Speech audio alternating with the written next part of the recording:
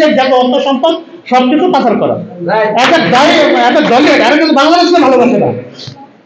দেখেন যুদ্ধের সময় আমাদের শহীদ প্রেসিডেন্ট জিয়াউর রহমান কিন্তু বাংলাদেশে যুদ্ধ করছে, উনি কিন্তু ঘোষণা দিচ্ছে, কিন্তু শেখ মুজিবুর ভাই ছিল পাকিস্তানে। আপনি দেখেন আওয়ামী লীগের ভিতরে যারা বড় বড় নেতা শেখ পরিবারের কয়জন যুদ্ধ করছে, একজনও করে নাই।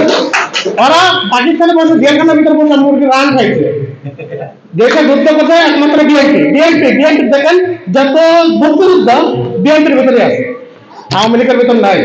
আর এদের আওয়ামী লীগ শেখ হাসিনা যে মনে করেন বাংলাদেশে আইছিল, এর আগেও কিন্তু শেখ হাসিনা পালিয়ে গেছিল, এইবারও কিন্তু পালাইছে।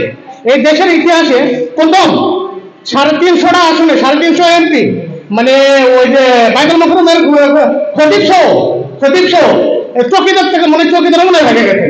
এটাই জীবনের প্রথম ইতিহাস, এরকম ইতিহাস কিন্তু আমার মনে হয় জাতি কিন্তু কোনো জায়গায় জন্ম নিতে। তা এদের অভ্যাসটাই কিন্তু বাংলাদেশকে পালিয়ে দেওয়ার, কারণ বাংলাদেশকে নিতে আসে কিন্তু দিতে আসে নাই, জনগণকে কিন্তু দিতে আসে নাই। কারণ দেখেন যে সময় মানে বাংলা 2005 সালে যে সময় যে ক্ষমতায় ছিল